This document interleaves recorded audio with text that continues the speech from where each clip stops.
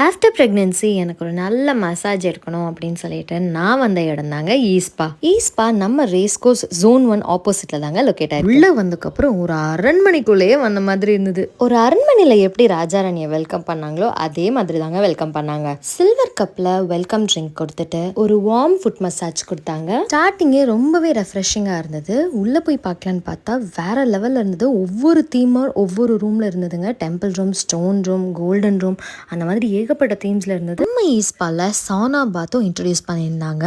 இதில் அவ்வளோ பெனிஃபிட்ஸ் இருக்குங்க. இது வந்து கார்டியோவாஸ்குலர் டிசீஸ்க்கு ரொம்பவே ஹெல்ப் பண்ணுங்க. அது நாங்கள் அதில் சூஸ் பண்ண ரூம் வந்துட்டு கோல்டன் ரூம் தான். இங்கே ஒர்க் பண்ணுற எல்லாருமே ப்ரொஃபஷனல்ஸ் தான். எங்கள் 2 பேத்துக்கும் இது வேற லெவல் எக்ஸ்பீரியன்ஸ் தான் நான் சொல்லுவேன். ஏன்னா அவ்வளோ ரிலாக்ஸிங்காக இருந்தது. ஆஃப்டர் டெலிவரி எனக்கு ரொம்ப பாடி பெயின் இருந்ததுங்க. எனக்குமே ரொம்ப ரிலாக்ஸிங்காக இருந்தது. அதுக்கப்புறம் நாங்கள் ஜக்கூசியில் ஒரு ஹாட் பாத் எடுத்துட்டு அது போக அவங்க ஐஸ்கிரீம் அண்ட் ட்ரிங்க்ஸ் ஆஃபர் பண்ணியிருந்தாங்க. பர்சனலாக எனக்கு ரொம்பவே பிடிச்சிருந்ததுங்க. இவங்களுடைய டீட்டெயில்ஸ் டிஸ்கிரிப்ஷனில் கொடுத்துருக்கேன். மறக்காமல் போய் செக் அவுட் பண்ணுங்க.